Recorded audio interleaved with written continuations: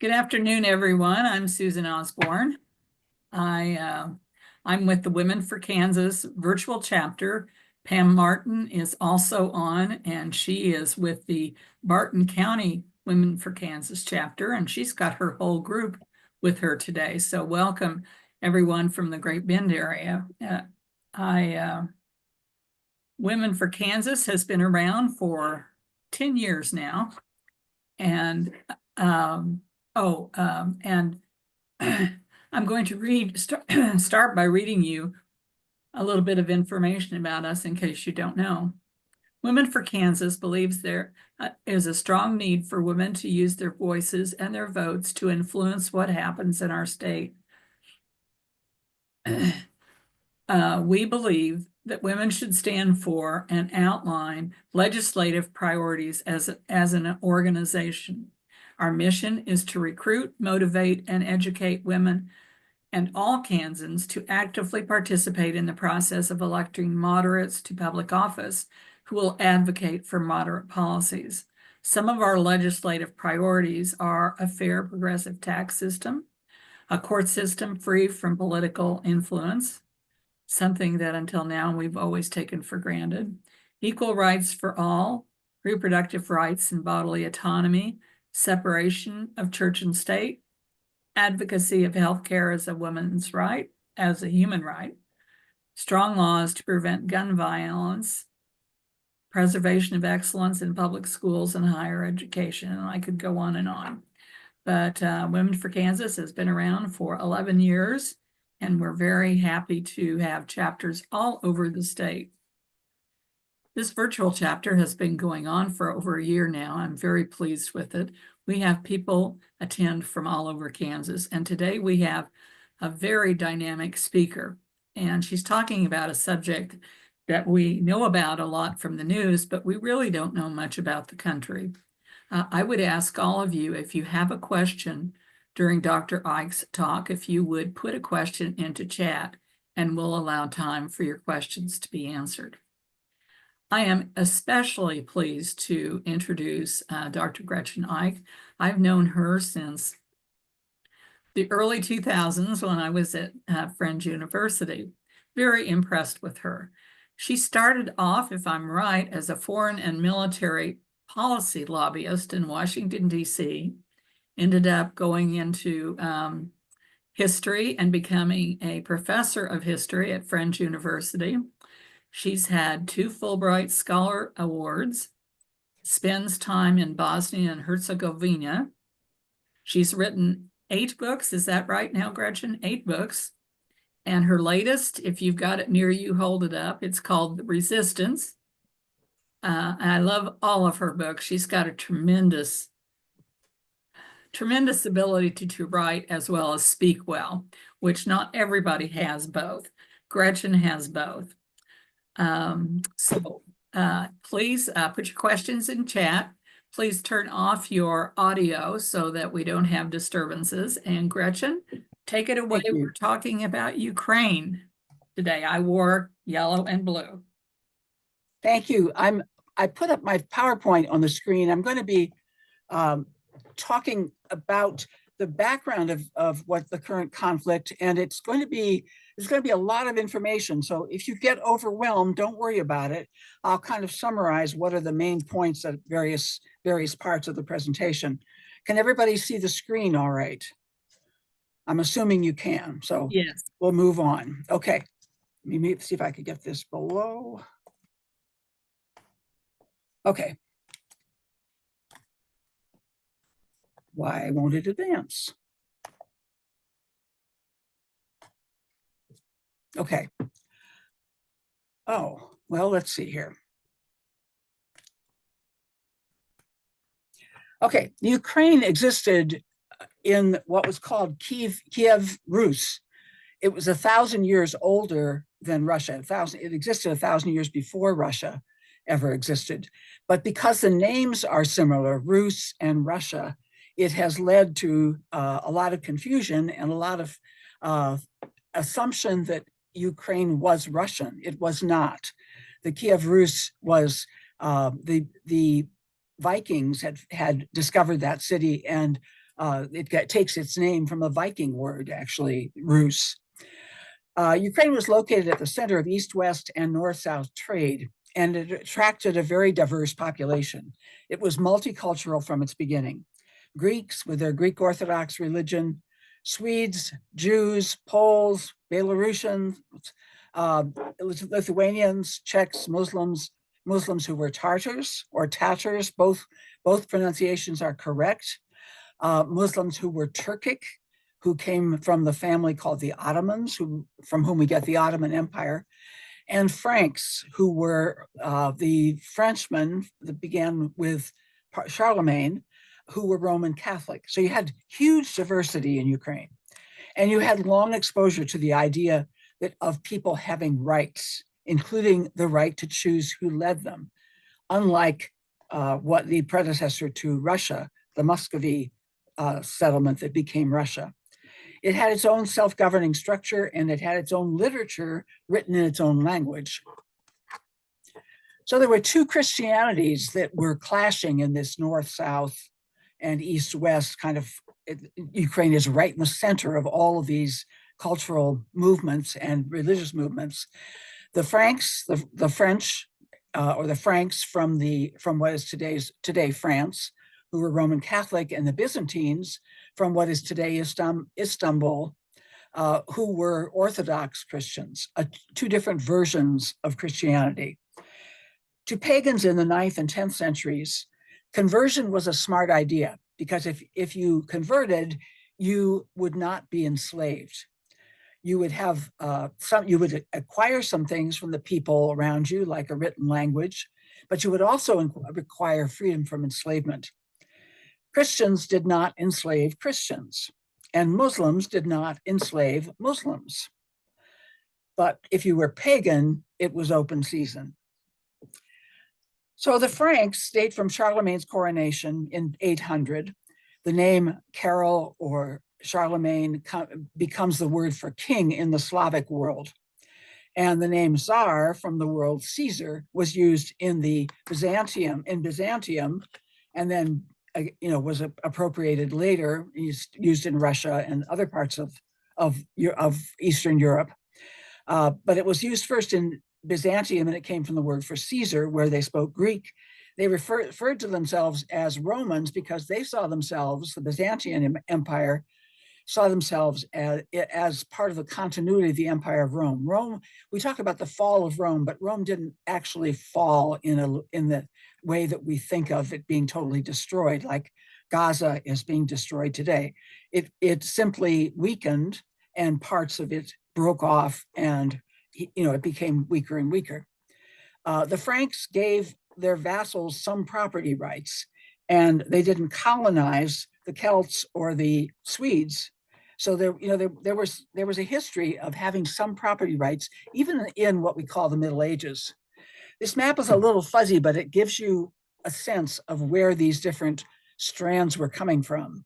The Vikings in the north, coming down from Sweden, is that little kind of salmon-colored bit that's up at the top of your map, of your screen, coming across the land, down the rivers, down the Dnieper River, and discovering Kiev Rus. I'll show you a map later, which will give you a sense of how big Kiev Rus was. Byzantium, which is the Eastern Christian Empire, and it's circled in red, their headquarters. Byzantium itself was today's Istanbul, as I said before, and then the Franks in coming east into the area from what is today France. So 1,000 years before Moscow existed, the state of Kiev existed. I've already said about the trade down the rivers. The Vikings were slavers, and they enslaved as they went south.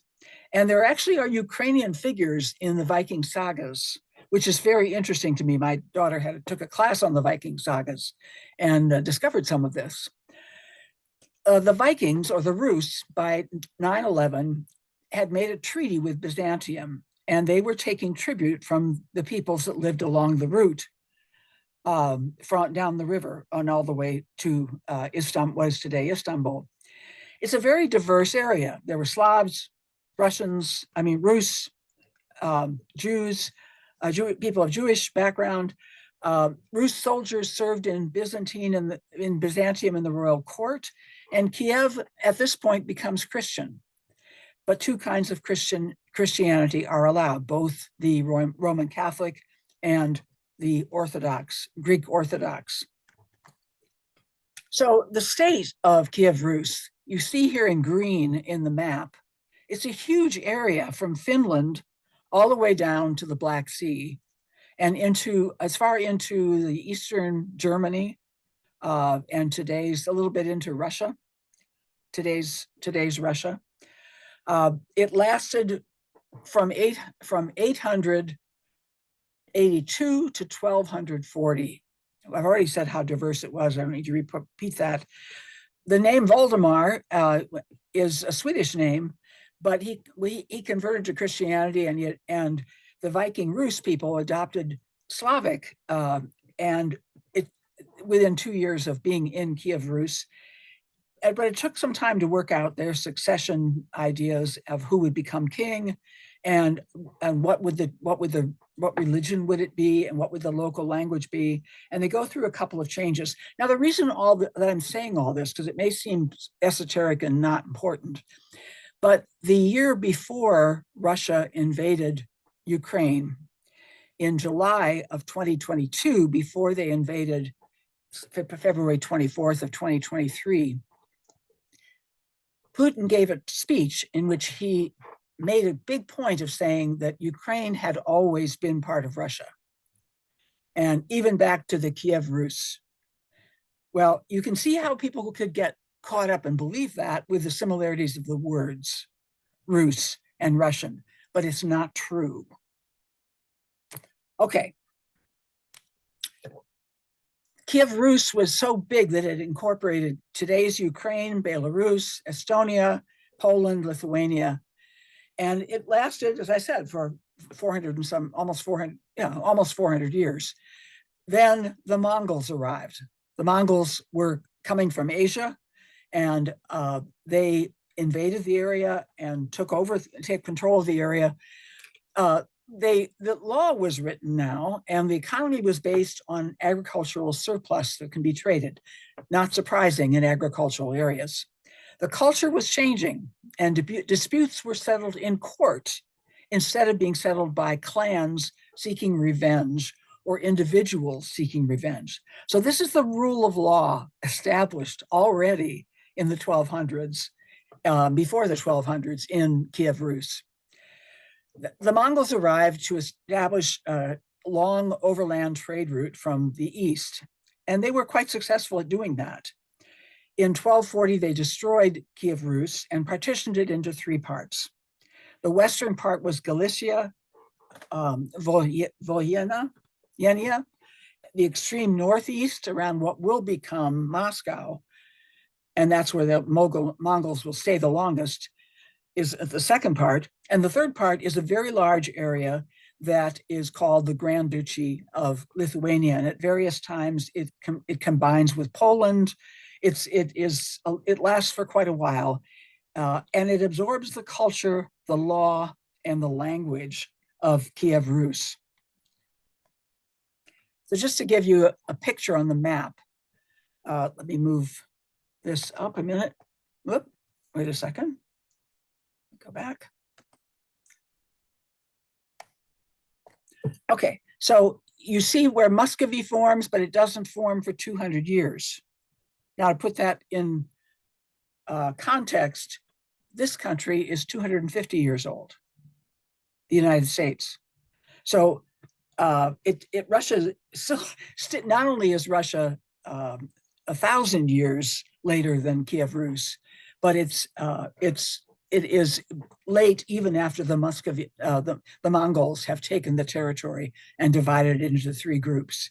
And you see those three areas there. By the way, down in the south, in the Black Sea, you see the Tatar area of Crimea, which never was part of Kiev Rus. and never was part of the Grand Duchy of Lithuania.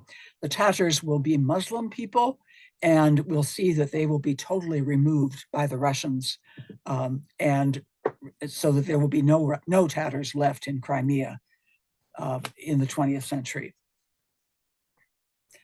So after Rus and after the Mongols, the Rus is gone, but in the western area, Galicia, Volhynia, hold on, and they keep trying to fight the Mongols on the battlefield for 100 years, but they finally fall to Poland.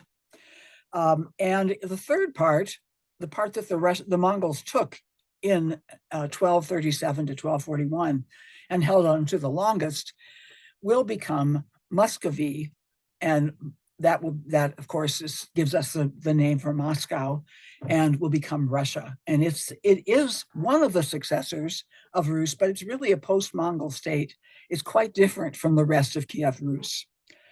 The Golden Horde or the Mongols fall apart into these different states, and it's only they introduced serfdom in Muscovy. It's quite a different culture than it is in the rest of what was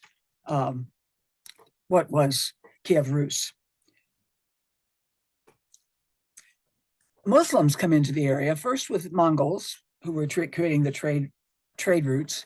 Muslims are also integrated into the societies of the Lithuanian, the Grand Duchy of Lithuania. There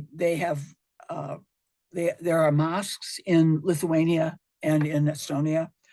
They are the direct descendants of the Turkish Tatars, who are a different group than I mean, there are two different groups of Tatars. Okay, so I don't want to I'm giving you too much information.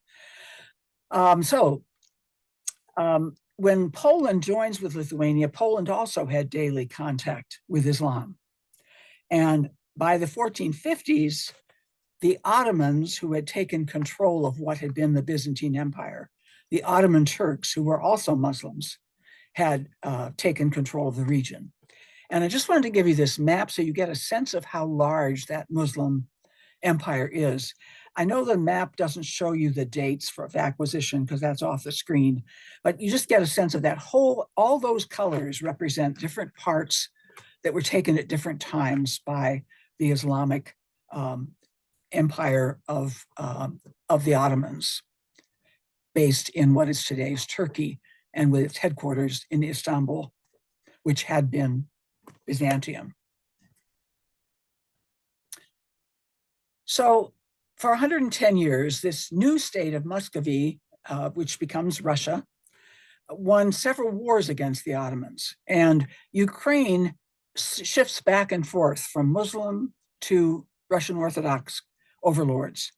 Ukraine is, if you think about the map, Ukraine is right in the center. And that's an area of the world that is often overlooked, but is actually central to understanding European history, because it's the area that's fought over, but it's also the breadbasket. So it is highly sought for its rich soil and the production of foodstuffs that will support other parts of Europe. So back down in the south is Crimea, and it isn't taken by Russia until 1783.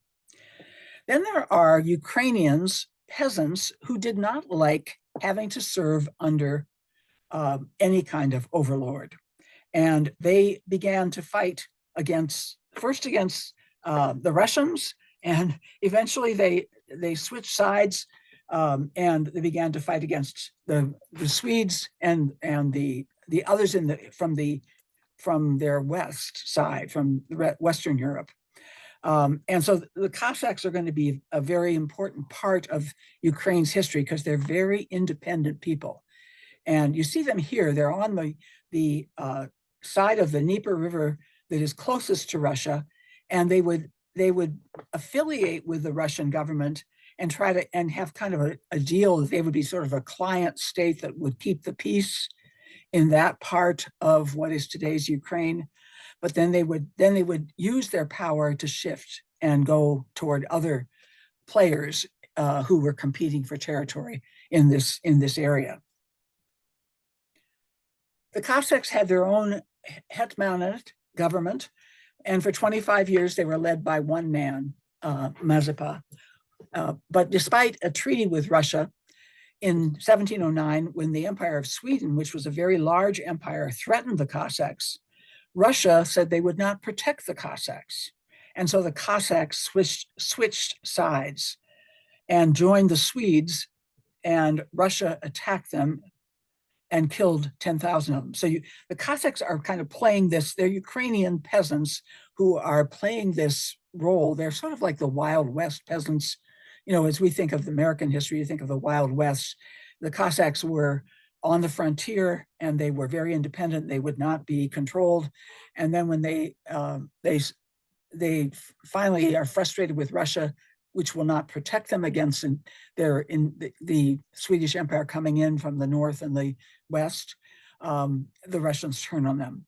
So they have an experience right away of Russia turning on them, taking their land as a colony, abolishing their government. And for 150 years, Ukrainians had rights and privileges. They had been autonomous.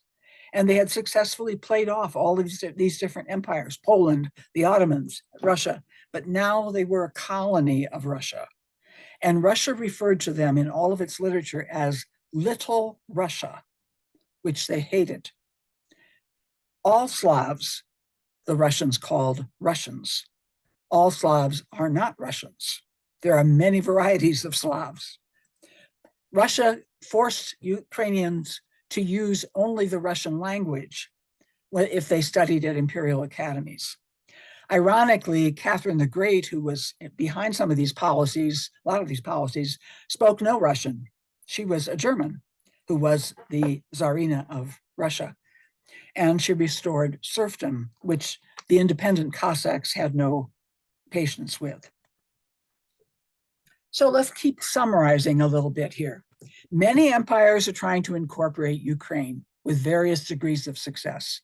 The Vikings, the Franks, the Byzantine Greeks, the Mongols from Asia, the Lithuanians, the Poles, the Swedes, and from the 1700s on, Muscovy, which becomes Russia. Ukraine plays them all off, and it kept its own language and its own culture and some degree of autonomy all through that time. Even after the Russian Empire dominated Ukraine, they resisted being called Little Russia, and they asserted that they were a separate and independent, distinct people. So there's that strand of independence that is longstanding and that runs all the way through this history. Empires were expanding by adding colonies during the 18th and 19th centuries. And in the West, the colonies were overseas territories across an ocean. We think of Britain and France with their colonies in Africa and Asia, Germany with its colonies also in Africa, but also in other parts of the world, etc. In the East, however, the way to form colonies was mostly, and this included Germany to a large degree, by taking territory that was adjacent to you. Germany didn't become a country until 1870, and Russia, which had formed in 1721, had been doing this aggressively, taking territory and expanding from outwards from the territory around Moscow and what was called St. Petersburg at the time. And with its rich agricultural and mineral wealth, Ukraine became prime territory to seize as a colony. Another point to just remember as we're summarizing this is that Ukraine experiences betrayal from various great powers that it contends with, but especially from Russia, because Russia imposes this policy of Russification, denying that you have any identity other than Russian, denying your language, denying your culture, denying your tradition of rights. Okay, this is a very swift journey. We're now up to World War I, which begins in 1913 and lasts till 1919. And at the beginning of World War I, Russia is involved. And by 1917, Russia has had to drop out of the war. It is struggling with extreme poverty, and it is struggling with revolution. It's its own revolution, which goes through several different phases in 1917. During this time, Ukraine declared itself a republic, and it was punished by the Bolsheviks, who were the group that eventually took power in November of 1917, making Russia the communist country, the Union of Soviet Socialist Republics, or the USSR, or also called the Soviet Union.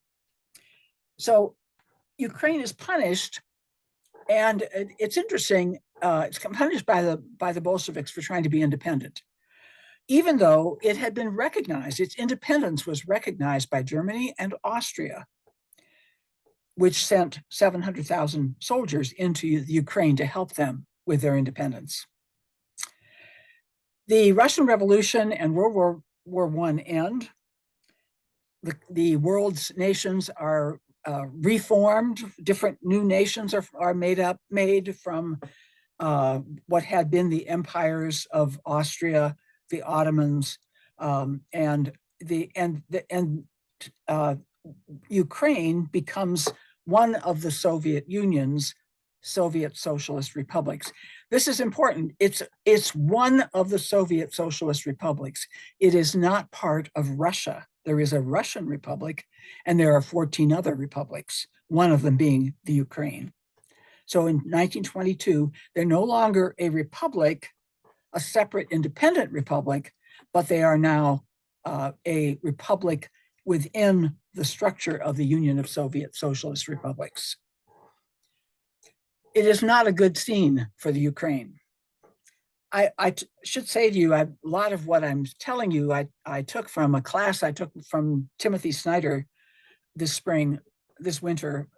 He's a professor at Yale who is a Ukraine expert, and he has a class on YouTube, 23 sessions on the history of Ukraine. And I watched all 23 and made copious notes, and that's where a lot of what I'm sharing with you comes from.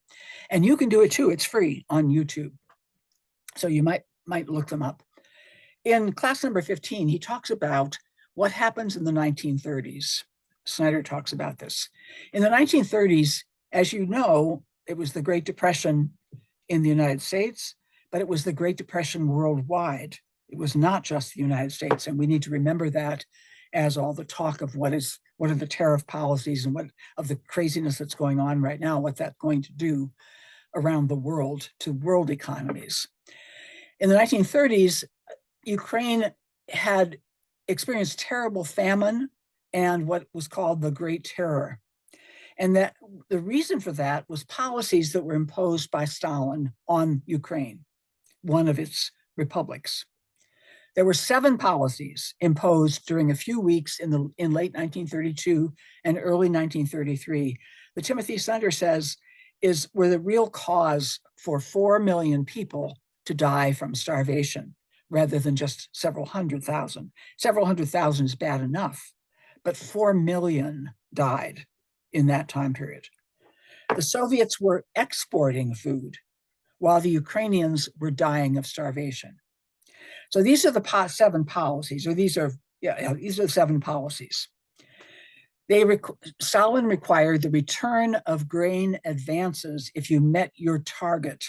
In other words, if you met the quota of production, you had to return any additional grain that you grew to the Soviet Union, to the government in Moscow. Second policy, if you didn't make your quota, you had to pay your tax in meat.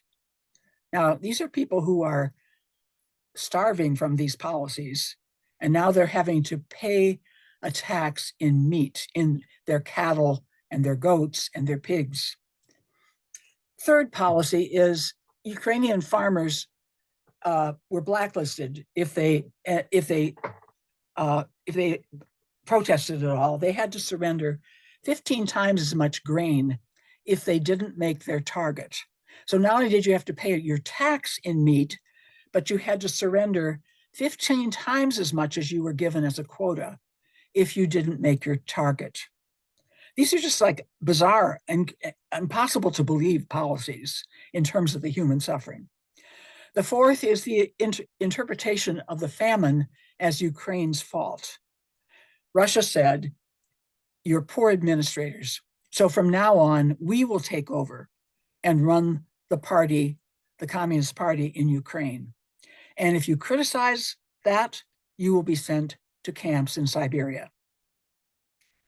Fifth policy was the affirmation of the existing grain quota. In other words, when things were going very bad, Stalin did not back away from the existing grain quota and reduce it and say, okay, people are not able to make this quota. I must lower the amount that they have to produce. Remember, Russia is fine. Russia is exporting food. It has plenty of food. It's Ukraine that is suffering. Sixth policy is Ukrainian peasants who, when you're starving on the land, what happens often is you will go to the cities because you think that there will be a way that you can maybe get food in the cities. Maybe you'd go there to beg for food, you'd go there to sell your services for whatever, but there was a total ban on peasants from the cities. They could not, Ukrainian peasants from the cities. And the final policy was Ukrainians were forbidden from leaving the Ukraine. Now, taken all together, those are really harsh policies. Any one of them is a harsh policy, but taken together, they're just impossible policies. Stalin purged 20,000 people from the Ukrainian Communist Party. He executed and imprisoned 60,000 writers. He executed 10,000 people who were accused of working with the Poles. And he sent peasants who were doing well to Siberia for 5-year terms. Large numbers of peasants. So I think you can understand from this slide how the 1930s were an absolutely horrific time in the Ukraine. Stalin went after teachers and prominent Ukrainians. He probably arrested 10% of prominent people, including professional people in Ukraine. In 1935, Poles and Germans were deported from Ukraine. In 1937, the Chinese who were living in Kiev, remember, it was a diverse area, they disappeared. And in 1937 and 1938, all ethnic minorities experienced a reign of terror and deportation. I hope that this is chilling for you, because this is chilling for me when I think about our politics today also. Germans, Poles, Greeks, Latvians, Estonians, Macedonians, Iranians, Finns, all of those groups are deported or shot. And at least 3,029 Poles, 3,608 Germans, 3,470 Greeks were actually shot in the Donbas, which is the area of Ukraine that is closest to Russia in the east. On top of the famine, which killed, I have 3 million, but this is from a Harvard Ukrainian Studies professor. Snyder says it's 4 million. So, I'll give you both figures and you can use the more conservative one or whichever you want as you're thinking about this. But on top of those that were killed by famine, the millions killed by famine, 122,237 Ukrainians were given death sentences just in the years 1937 to 1938. That was 17.7% of the population. They were deemed enemies of the state. And people who were sent to the Gulag, to Siberia, to concentration camps, of those people, nearly 17% of them were Ukrainians. He'd actually thought about deporting them completely out of the Soviet socialist republics. But he didn't do that. He just kept them in the camps. Many Ukrainians believed that the famine was intentional genocide.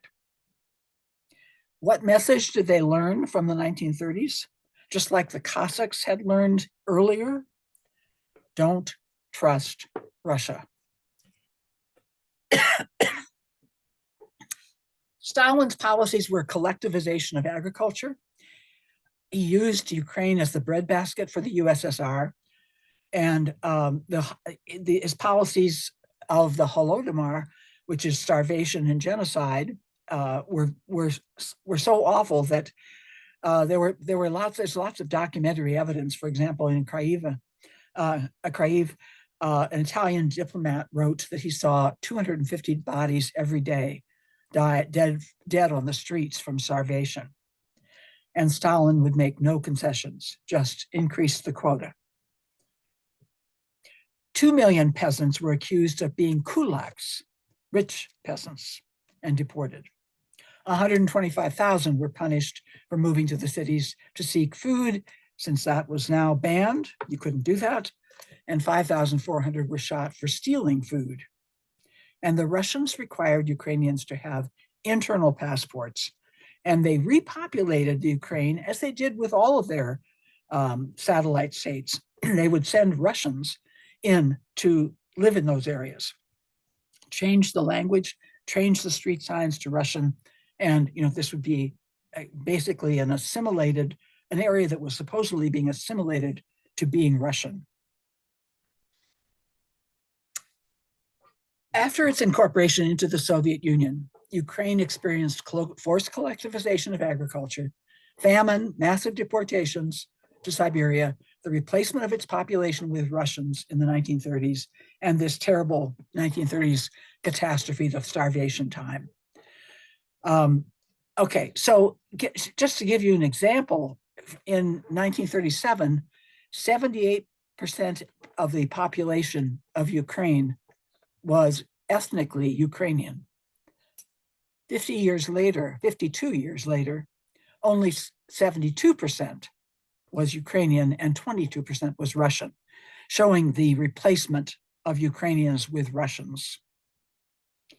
At the start of World War II in 1939, the Soviets made a secret treaty with Hitler, allowing Hitler to divide Europe with the Soviet Union and agreeing not to fight each other. This was all a secret treaty. But Hitler broke the treaty and invaded the Soviet land in 1941. And the Ukraine, which was located in between the Soviet Union and Germany, was the area of the world that suffered the most deaths and destruction in World War II, more than any other nation in proportion to its population. Just let that sink in for a minute. We don't ever learn that when we study World War II. But Ukraine was totally devastated by World War II, as it had been in World War I, but even worse in World War II. The Soviet Union allied with the United States, the United Kingdom, China, and the French resistors against the Nazis. And they added Western Ukraine, the part that is west of the Dnieper River, to its Soviet Republic of Ukraine. Okay, just to give you, again, a sense of the geography we're talking about here. Here in the southern part of Ukraine is this peninsula called the Crimea, which had been Muslim Tartar. One of the curious things about Russian history is that how few of the leaders of the Soviet Union were actually Russian. Only Yeltsin and Putin were Russian. Lenin, pictured up at the top on the left, had only one Russian grandparent. Stalin was from Georgia, the state of Georgia. Gorbachev, I'm sorry, I'm not able to see where my screen here. Oops, go back one. Khrushchev and Brezhnev were part Ukrainian. So only Yeltsin and Putin are full Russian of these leaders.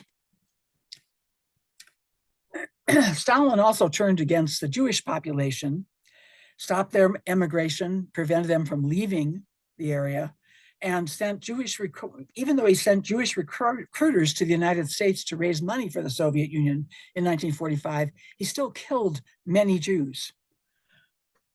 In March of 1946, the Greek Orthodox Church joined with the Russian Orthodox Church 350 years after that church was formed. So there was one Orthodox faith community. Khrushchev was the last leader of the Soviet Union who knew the Ukraine. His family had worked in the western area of Ukraine, the Donbass, and he was there during the terror, during World War II, and after the war. And the woman who was his partner for a long while was from Western Ukraine, Odessa.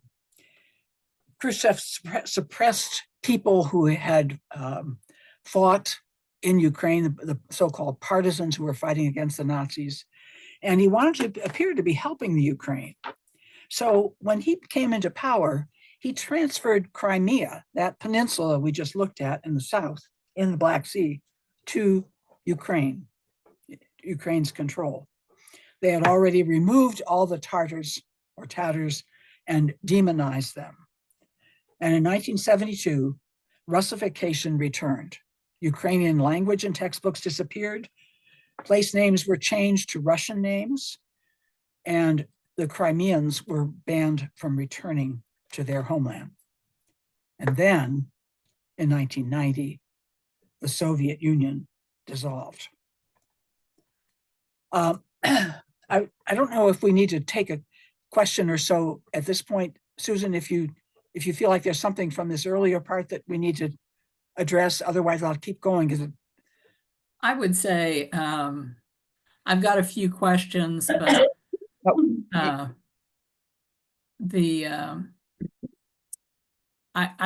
if you could speak a little bit to what's happening right this. Yes, that's what we're getting to. Okay. Okay. So we're now getting to the current situation. After 1989, the unification of East and West Germany, the Poles recognized the European Union and the European Union added other former communist nations. Germany became the most important democracy in Europe. So the road signs changed dramatically after 1989. We had been living in a Cold War world for 45 years, and all of a sudden everything changes. Germany, which had been our enemy in World War II, is our ally. Germany is reunited. And in 1999, Yeltsin appoints Putin to lead these new Russian government. And Putin stays in power for more than 25 years. He's still in power. The elections that he does have are sham elections. We know that the people who have run for office against him have ended up poisoned or in prison or dead. Uvalny being the most current example. By contrast, Ukraine began holding elections in 2004, and they elect their president by popular vote. In other words, Ukraine chose a democratic path. In the 21st century, one of the complicating factors is that Germany buys Russian gas, which is very important for Russia. It's positive for Russia. So Germany has kind of turned its gaze a bit away from the way that Putin, the president of the Russian Federation, speaks, what is basically a kind of new fascism. In 2013 and 2014, there were street protests in Ukraine. Ukrainians wanted to join the EU, but Russia opposed, and Russia was strongly opposed, and there were more than 100 people killed in these street protests, thanks to the Russians. In the Russian invasion, then that same year, in 2014, Russia invaded the Ukraine. Now that's 2014, 10 years before the current war began. Putin sought to strengthen cooperation with Germany, and he uses the argument that Ukrainians are Nazis. And the other argument that I said at the beginning of this conversation, that Ukraine is part of Russia and has always been part of Russia. So he tells the Germans, we're going to make sure you get gas, and we'll figure out a way to do it without having to go through Ukraine. Putin claims that he is denazifying, but the Russian media presents Zelensky as the devil. Media cartoons constantly depict him as the devil in Russia. Zelensky is Jewish. when the extermination of Ukraine's elites failed in the war in 2014, Russia began deporting Ukrainian children, and it withheld water and energy. It did that both in 2014 and then from 2022 and to 23, and then now it's been doing it again during this current phase of the war. Now, so yeah, go ahead. Just those three, that's it. Yeah, I'm sorry. I didn't hear the question. I think somebody had their Okay. audio on. Yeah, what we'll do is ask you some questions. You're wrapping up Yes. now, right, Gretchen? Yes. Yeah. So go ahead. Yes, and wrap. Okay. So 2014, Russia invades. Ukraine had been independent since August 24th, 1991, right? So we're talking about 25 years after Ukraine becomes independent, Russia invades. So you see the map from the map, the Donbass area in the Western Ukraine, and Russia invades in that direction across the Donbass, into the Donbass. The other complication is that Putin has influenced elections in Ukraine, just as he's played a very active role in making sure that his own agenda is furthered in the Federation of Russia. He has tried to do that in Ukraine. So in 2010, there was a Putin candidate who ran for election of the president of Ukraine, and he was elected with a lot of help from Russia, all kinds of help. But his vice president was a pro-democracy person, and so the president was able to turn on her and get her investigated for corruption, and she went to jail for 7 years. She got out of prison eventually, and she had refused to sign an agreement to bring the Ukraine into free trade with the European Union, and that had produced huge protests. And that was what we talked about before, the Maidan in 2013 and into 2014 in the Independence Square in Kiev. So after the deaths of 100+ protesters, that president, who was Putin's candidate, is impeached. And the pro-democracy vice president is freed from prison, and government changes hands. And the new government charges the Putin candidate with mass murder. Putin calls this illegal, and he sends troops into the Crimean Peninsula and takes the Crimea. And there's a referendum there that favors that, because remember that there were lots of Russians who had been sent into Crimea to replace all the indigenous Tatar people who had been removed in huge, huge numbers, so that there's like 1% or so, not even 1%, I think, are Tatar today in Crimea. So 2014, those areas of Eastern Ukraine and the regions of Donetsk and Luhansk voted to be independent. And they voted that way, even though there were 40,000 Russian troops on their border, which was a very brave thing to do. And eventually, there is a ceasefire negotiated with the help of France and Russia and Germany, negotiating with Ukraine. But for the next 5 years, from 2015 to 2020, there still continues to be fighting in the east. And 14,000 people are killed and tens of thousands are wounded. And more than 1 million Ukrainians are displaced. And Russia continues cyber attacks. And those cyber attacks continue through Zelensky's election in 2019. So you get the idea. There's a Russian invasion in 2014.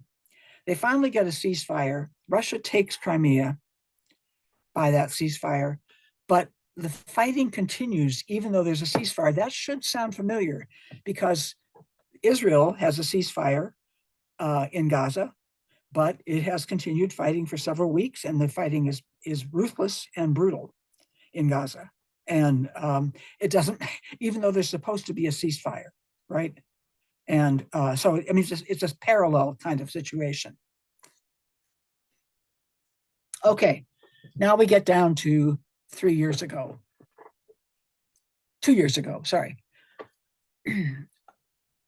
Russia invaded the Ukraine 2 years ago, February 24th. And over 1 million people have been killed, according to the Wall Street Journal. Russia occupies about 18.2% of the territory, including the Crimea, which it took in 2014. But the estimates are, by the people that study this, that it would take Russia 154 years to take over the rest of Ukraine. In other words, Russia, it's more or less of a stalemate. It's kind of like World War I, where they fought from 1913 to 1918 over yards of land, and nothing really changed. That's what it's like in Ukraine today, this war. There are 96 Russian losses for each square kilometer of land. And the front lines really are not changing. In August of 2024, the first invasion of Ukrainian territory came, I'm sorry, oh gosh, sorry. Wait a minute, let me get back to where we were. The first invasion, I'm sorry, in August of 2024, the first invasion of Russian territory since 1945 occurred. The Ukrainians invaded Russia. That was the first time since 1945 that Russia had been invaded. So you can see that from the Russian perspective, they're not doing very well in this war, even though they are so much larger and have such an expansive military. And remember that when Ukraine became independent in 1991, it agreed to give up its nuclear arsenal. It had a very large nuclear arsenal, and it agreed to give it all up. So they don't have that arsenal anymore. 30% of Ukraine's aid came from the United States until January 20th of this year, when Donald Trump stopped all US aid to Ukraine. The Soviets would, just as a reminder, the Soviets, who were able to stop Hitler's invasion of, crossing Europe and taking territory, were able to stop in the Ukraine, and in that area, they were able to actually call a halt to the Soviets' invasion in 1945, in May of 1945. But the Soviets wouldn't have been able to do that had they not received all kinds of supplies, military supplies, from the United States in the Lend-Lease program. So we're in a kind of, it's an interesting switch of, I mean, that may seem irrelevant, but I had a student who said that when I was teaching a class this winter on Ukraine at Wichita State, I had a student who mentioned that to say that, for all that aid to be stopped, by the Trump administration is a devastating blow to Ukraine. And to think about how pro-Putin that policy is, that it just does seem like we've definitely switched horses in this international arena. Gretchen, can I? Yeah. I know that there are some questions. Yes. Maybe Pam could Yeah. jump in and ask some of Okay. those questions, if that's Yeah. all right. Okay. Today, and this is a good question. Today, is Ukraine able to produce any grain, or its citizens starving again? No, I think they are able to produce grain. I mean, there is some problems with adequate food supplies, but Ukraine has been a really prosperous country. And so the fact that the war has been confined to the same area and that it's sort of stalemated means that there's a large part of the country that's functioning normally. So no, I don't think that's been much of a problem today. And that's amazing, really. Yeah. What do you think, and then she has another part to this. What do you think will happen to Ukraine now that the United States has backed away? Will Europe's leadership be able to significantly help? Okay, let me move ahead. I can show you the European Union countries' response to Trump's backing away from support for Ukraine. They've held several conferences. They just held one 4 days ago, and they have formed what they call the Coalition of the Willing. They're saying those countries in Europe that are willing to pledge support for Ukraine and to give military aid to Ukraine, with or without the United States, will do so. And the leaders of that Coalition of the Willing are the United Kingdom, Britain, and France. And France has been extremely serious about this. The rest of the countries, there were 30 countries at a conference 4 days ago in Europe, 30 European countries, and they all said Russia is not serious about peace. Ukraine is serious about peace. But all the craziness with the tariffs that Trump is imposing and then modifying maybe and then imposing, there's been it's just such a chaotic situation that they're feeling like they can't make a commitment yet until they see where things are economically for their countries. So I don't know how many have actually joined the Coalition of the Willing at this point, but there are a number of countries in Europe that are saying we would like to join, but we have to wait and see what happens with the tariff situation, and can we afford to join the Coalition of the Willing. I did want to also point out, I thought this was astonishing.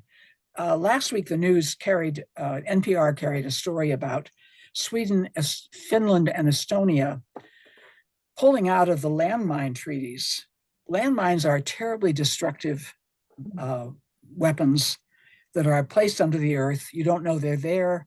You step on them and they blow up, and they do incredible damage, kill people and send off shrapnel and kill. Just explode buildings. Whatever's anywhere near. It's a terrible, terrible thing. You may remember Princess Diana had a campaign against landmines because they had been used in so many wars around the world. Well, Finland, Sweden, and Estonia had been part of a landmine treaty saying they would not use landmines. But now they are really afraid that Russia, given a lot of power by Trump's seeming to switch from support for Ukraine to support for Russia, they're afraid that the next thing is that Russia will invade their territories. And so they're thinking they may need to put landmines along their border. For Finland and Estonia, it would be a border with right adjacent to Russia. For Sweden, it would be a sea border, but they would be more vulnerable to attack from sea. This is a very serious development, a very scary development, I think. Yeah, I had not heard that at all. Yeah, it's very scary. Like you this said, is actually, I think, my last slide about the Coalition of the Willing, but it just with the flags of the European Union. cool. Let me go back to our whole group and stop sharing the. Oops. Okay. Okay. Just a couple of quick questions. And I think, anyway, do Ukrainians speak both Russian and Ukrainian? Yes, most people in Europe speak multiple languages, right? This is not uncommon. Most people in most of the world speak multiple languages fluently. Yeah, we're about the only one. So the fact that they speak Russian, I said there's been Russification policies at various times implemented where you couldn't go to university unless you were studying in Russian, or you couldn't, all of your textbooks and your literature in your language would be destroyed. That never stopped them from keeping an underground movement to keep their own language and their own literature alive. Right. And I think you kind of answered this as you went. This was earlier on. Why on earth would Ukrainians want to be part of Russia? And you kind of went They through. don't want to be part of Yeah, Russia. right. They Yeah. don't want to. When they originally gave up their nuclear weapons in 1990 or 1991, they did this as a kind of quid pro quo. They said, okay, we will give up our nuclear weapons, but we want to get into NATO and the EU. We need to be part of Europe, and we need that protection. If we're going to give up our nuclear weapons, we need something for that. And that something should be protection from Europe and the West. So that was their expectation. Mm-hmm. And the policy of US governments has been, well, eventually, yeah, this will happen. We just haven't put a timetable on it. Now, the Russians are adamantly against the Ukraine entering NATO. And some scholars, like Jeremy Sachs, would say that this is actually because the Russians are thinking in terms of the Cold War world, and even before the Cold War, the 19th century Bismarck, and the whole idea that countries would have spheres of influence. They would have neighboring nations around them that would be their protection. And so they want Ukraine as part of that protective zone. And this was a big deal during the Cold War, because the United States would be upset when Russia would take over an adjacent territory. And the Russians would say to the Americans, well, but you have Latin America, you have Central America, you're the dominant power in that block of countries. So we're just doing what you do. So, you can make the pro-Russian argument that they're just doing what they've always done and what has always been accepted since the 19th century, that you need to have blocks of power. You need to have protective blocks of countries around you. But that's not what Ukraine has said, and that really denies a lot of the history of Ukraine, both the ancient history and the contemporary history, the 21st century. Right. Fascinating. Well, that's all. I'm going to give it back to you, Susan. Okay. Gretchen, this has just been eye-opening for me. I didn't know very much. I mean, I just didn't. And so I feel like I know a lot more about Ukraine now than I did before. I guess one last question would simply be, do you think Ukraine is going to have a fighting chance to win? Do you think that there's going to be anything positive, or will this just be a continual war for years and years? I think there has to be some kind of resolution. And I think that's what Zelensky believes. He has made noises that he would be willing to trade some territory for guarantees. The problem is the history of Russia. It doesn't inspire. It's kind of like, well, I won't go there. The history doesn't inspire confidence that if there is a guarantee of their safety from Russia, that it will be kept, because it was a ceasefire and a guarantee in 2014. Well, 10 years. I mean, the fighting continued, and 10 years later, an actual invasion occurred by Russia. Russia has already invaded Armenia. We haven't paid much attention to it. Russia has invaded Georgia. The countries in the Baltics, Latvia, Lithuania, and Estonia, are very fearful that Russia will turn toward them, that Russia wants to reconstitute the Soviet Empire. Just as we're hearing from Donald Trump, he wants to colonize, Greenland and Gaza and Panama. It's like we're in this new era of the revival of colonization. And we're hearing that from Russia, but we're also hearing it from our government. Hard to be hopeful. And so right there's now. a lot of fear in Yeah. Europe. Like I said, the landmines withdrawing from the landmine treaties is a pretty serious sign that people are really afraid of Russian invasion. One quick question that we had, Gretchen, with all this going on with Trump, where are we? Is the United States giving any aid at all right now? No. None. Okay. That's No. what we thought. And Okay. Europe was Thank you. really upset. That came as a huge blow.